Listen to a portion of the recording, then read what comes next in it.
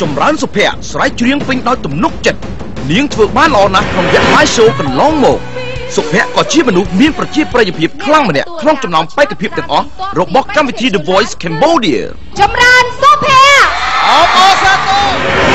សុភ័ក្របានដណ្ដើមយកនៅការវោតពីទូទាំងជនបានយ៉ាងច្រើនដូច្នេះសប្តាហ៍ថ្មីជាសប្តាហ៍ទី4នេះខ្ញុំជឿជាក់ថាសុភ័ក្រនៅតែដណ្ដើមបានជ័យជំនះនៅក្នុងការវោតពីទូទាំងសុភ័ក្រកំពុងតែហាត់សមនិងស្ដាប់ការបញ្យល់របស់ខូចរបស់នាងព្រោះនាងចង់ច្រៀងឲ្យបានល្អនៅពេលបន្តិចទៀតនេះ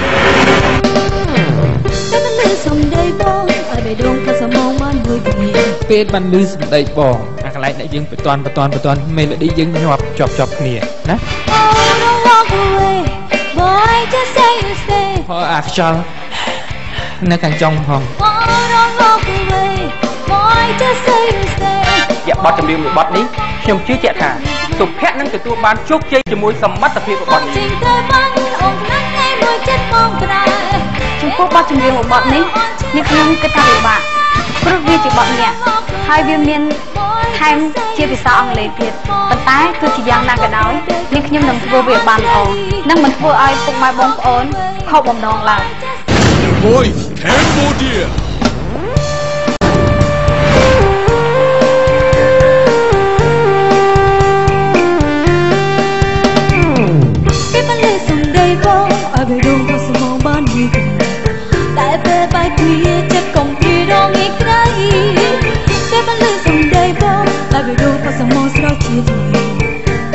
pro play trên đi đây trong ngang ba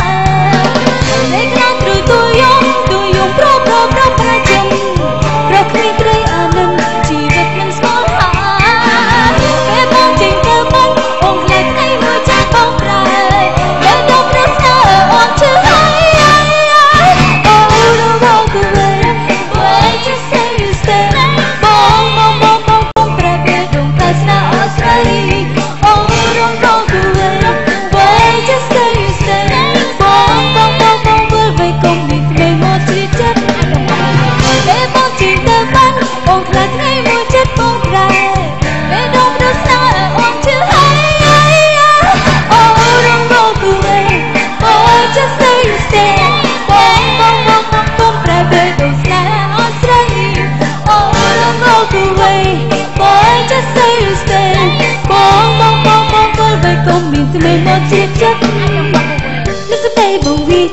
tôi nào chỉ ba chữ thập ngọc mình pro đất bất tử thật là chất bỏ đến đây bầu son ra chỉ vì cha cho từng lối đuôi đời đang nát say sầu yêu còn no nhớ chất rơi thấy ra tôi dùng pro chân rồi mình cái đây anh nên chỉ vật mình có hả cái bóng trình tơ vắng ôm là ngày người chất bóng dài để đâu biết sao ở chưa just say you stay bong private room that's now Australia oh don't walk away why just say you stay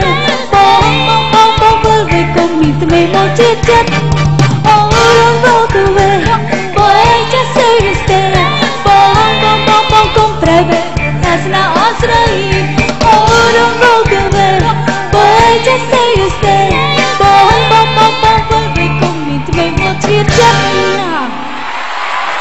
cóទទួលបានសម្លេងឆ្នោតកំប្រុងយ៉ាងច្រើននៅពេលកន្លងមកឈៀវឡាន់អបអរសាទរមានការគ្រប់គ្រងរបស់ពុកម៉ែបងប្អូនមកលើរូបខ្ញុំកាលសប្តាហ៍មុនបានជំរុញទឹកចិត្តរបស់ខ្ញុំឲ្យមានការប្រុងប្រយ័ត្នសម្រាប់សប្តាហ៍នេះហើយខ្ញុំនឹងធ្វើឲ្យបានល្អដើម្បីឲ្យពុកម៉ែបងប្អូនមានការគ្រប់គ្រងមកលើរូបខ្ញុំបន្ថែមការហាត់សមគឺជាគុណប្រយោជន៍មួយពិតជាចាំបាច់សម្រាប់អ្នកចម្រៀងពួកគេត្រូវតែហាត់សមទាំងបច្ចេកទេសប្រើប្រាស់សម្លេងនិងកាយវិការទឹកមុខធ្វើយ៉ាងណាឲ្យស៊ីជាមួយនឹងអត្ថន័យនៃបទចម្រៀងនោះទើបអាចបង្កើតនូវភាពទាក់ទាញបានឈឺចាប់ជាងស្នេហាតែក្បត់ចិត្តមានអ្វីឈឺចាំបញ្ជាក់ប្រូឲ្យច្បាស់ឲ្យយើងវែងបន្តិចវាយនៅក្នុងអរ៉ាកុំកញ្ឆក់ហើយកុំឲ្យដាច់ពេកពីព្រោះបទហ្នឹងយើងទាមទារឲ្យមានមនោសញ្ចេតនាមានភាពអែមល្ហែមបង្កប់នៃការឈឺចាប់ឲ្យគេពុំយកបេះដូងទៅបាត់បិណ្ឌកណ្ដាលទៀត ជាបទចម្រៀងមួយបទដែលពីរោះគួរឲ្យចង់ស្ដាប់ខ្ញុំជឿជាក់ថា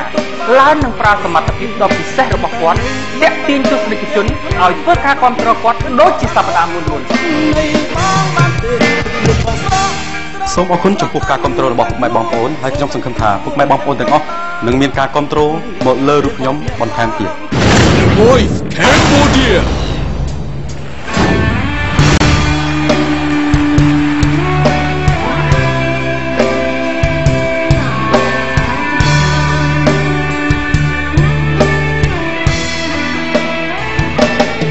មានអ្វីឈឺចាប់ជាងស្នេហាដែលក្បត់ចិត្តចង់ផ្ដាច់ជីវិតព្រោះស្នេហ៍សាវ៉ាសែនវល់វល់ពលប៉ៃណែននៅក្នុងអរ៉ាឈឺផ្សារៀបរាប់មិនអស់បោះស្រឡាញ់ណាស់អត់ប្រសឹងយ៉ាងណាក៏ហ៊ានម្ដេចអូនបំពេញហ៊ានក្បត់ចិត្តដល់ស្មោះមិនគួរចិត្តចាកបាទ្វាឲ្យដៃប្រុង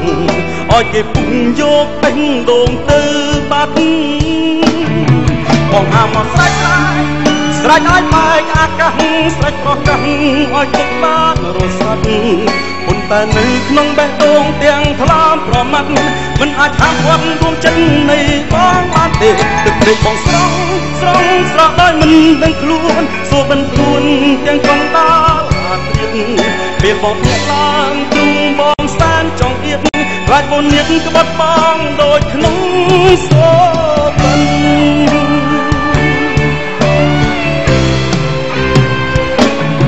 បងហាមកស្រេចឲ្យបែកអាកាសស្រេចប្រកាសឲ្យទុកបានរសាត់ប៉ុន្តែនៅក្នុងបេះដូងទាំងថ្លាមប្រមាត់មិនអាចហាមគាត់ដួងចិត្តនៃបងបានទេទឹកភ្នែកបងស្រស់ឲ្យមិនដឹងខ្លួនសូបិនខ្លួនទាំងកណ្ដាលអាត្រៀតពេលបងភ្ញាក់ឡើងទ្រូងបងសែនចង់អៀតខ្លាចបងនៀតក្បត់បងដូចក្នុង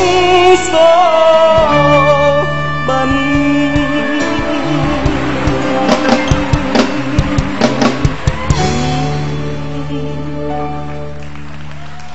តែបង្ហាញភាពអស្ចារ្យជានិច្ចនៅពេលនាងបកស្រាយចម្រៀងអ្នកដែលធ្វើដំណើរឆ្ពោះទៅកាន់វគ្គខាងមុខជាមួយខ្ញុំបានគឺស្រីកាស្រីកាកំពុងហាត់សមបទចម្រៀងមួយបែបទៀតដែលសំឡេងរបស់នាងហាក់ដូចជាស៊ីជាមួយចម្រៀងប្រភេទនេះហើយនាងជឿថានាងនឹងច្រៀងបានល្អនៅពេលបន្តិចទៀតនេះព្រោះគេធ្វើអ្វីផ្ដាច់យកមកកន្លែងដែលស្រែកឲ្យឆ្វាចឲ្យអស់មក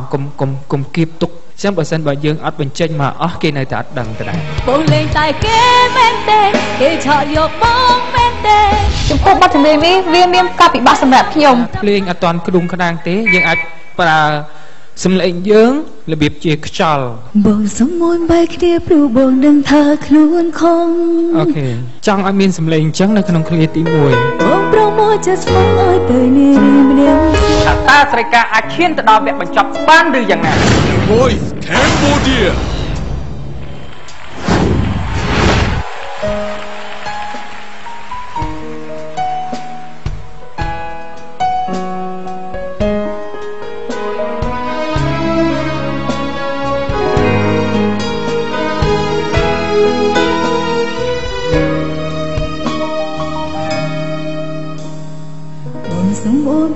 ព្រោះបងដឹងថាខ្លួនខំមកប្រមូលចិត្តស្មោះឲ្យឃើញរីម្នាក់ផ្សេងឃើញយំឈឺចាំបងក៏ទាំងភ្នែកហួថ្លៃនឹងសំដែងអារម្មណ៍លូស្រែបងថានឹងស្មានថានឹងជួបរឿងបែបហ្នឹងហើយបងក៏មិនទ្រាំថានឹងចោលអូនយកថ្មីបងក្រលេងសាយគេបែរជួមិនអាចដល់ដៃព្រោះគេធ្វើអ្វីផ្ដាច់យកបងលេងតែគេមែនទេគេឆក់យកបងមែនទេ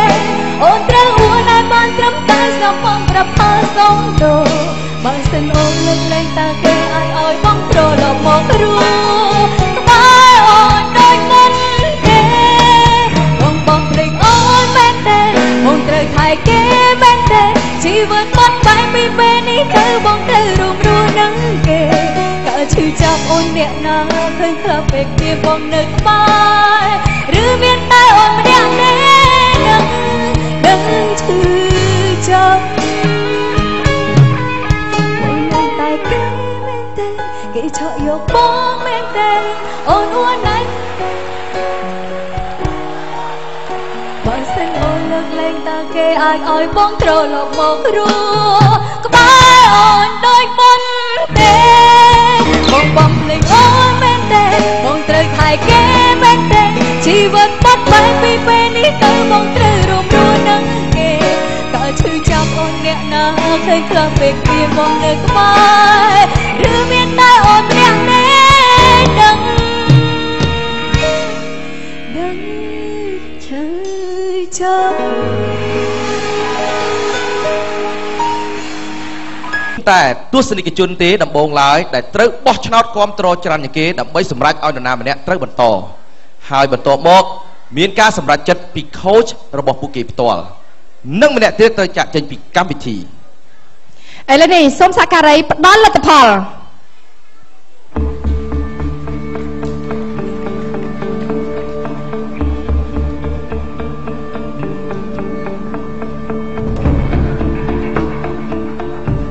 ការសម្រេចជោគវាសនាទៅដល់បេក្ខជនឬក៏បេក្ខនារីដែលជាកូនក្រុមរបស់ coach បាយរិទ្ធឥឡូវនេះយើងបានមកដល់ដៃរបស់នាងខ្ញុំហើយលោកអ្នកនាងកំពុងតែរងចាំយ៉ាងអន្ទះសារជាមួយនឹងការប្រកាសលទ្ធផលមួយនេះ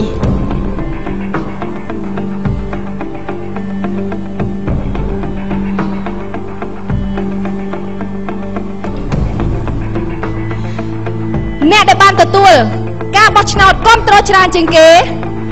នៅសប្តាហ៍ទី4នេះគឺ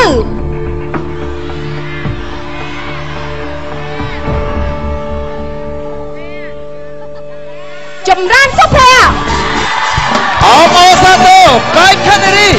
ចម្រើនសុភ័ក្រត្រូវបន្តទៅវគ្គពាក់កណ្ដាលផ្ដាច់ព្រាត់សប្តាហ៍ទី5វគ្គ live show ដោយការបោះឆ្នោតគាំទ្រច្រើនជាងគេពីទស្សនិកជន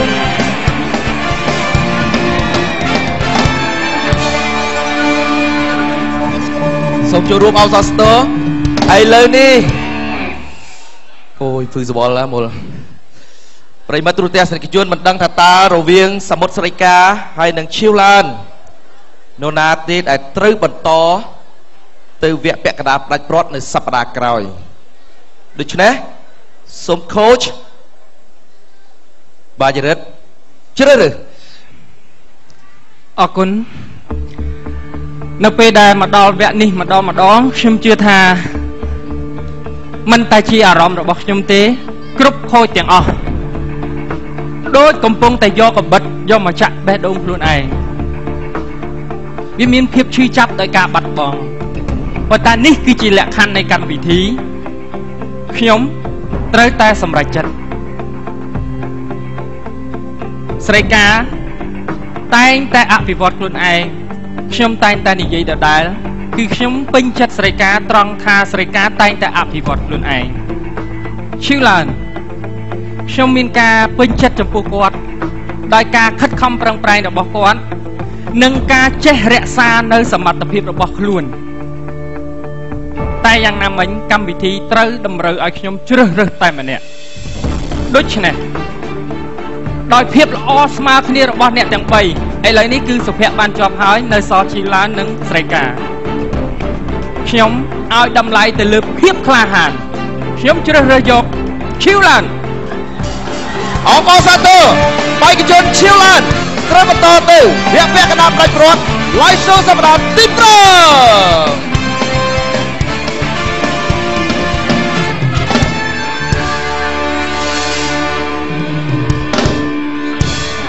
គឺជារឿងមួយដ៏គួរឲ្យសោកស្ដាយជាទីបំផុតនៅពេលដែលយើងបាត់បង់បេក្ខជនឬក៏បេក្ខនារីណាមួយចេញពីកម្មវិធីរបស់យើងនៅក្នុងសប្តាហ៍ទី4នេះស្រីកាមានពាក្យពេចន៍អ្វីដើម្បីជាការឆ្លើយតបជាមួយនឹង coach របស់ប្អូនដែលតែងតែព្យាយាមបង្វឹកបង្ហាត់ប្អូនរហូតដល់មានការផ្លាស់ប្ដូរយ៉ាងច្រើននៅក្នុងថ្ងៃនេះជាដំបូងនាងខ្ញុំក៏សូមអរគុណដល់អ្នកម៉ាក់ខ្ញុំដែលគាត់បានមកដល់ជួយលើកទឹកដល់កូននៅទីនេះហើយបងនិងអ្នកអ៊ំមីងនៅចិត្តតែដែលគាត់បានមកជួយលើកទឹកចិត្តដល់ខ្ញុំហើយនាងខ្ញុំ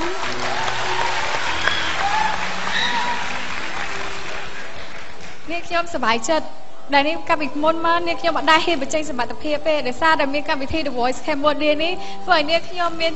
មានសមត្ថភាពមកបញ្ចេញសមត្ថភាពនៅទីនេះ ហើយអរគុណលោកបង្រិតដែលតែងតែជួយបង្ហាត់បង្រៀនខ្ញុំទាំងបដល់យោបល់ល្អដល់ខ្ញុំ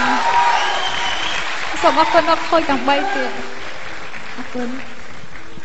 បាទអរគុណច្រើនបាទឥឡូវនេះសមុទ្រស្រីកាបានបង្ហាញអំពីទស្សនៈផ្ទាល់ខ្លួននៅពេលដែល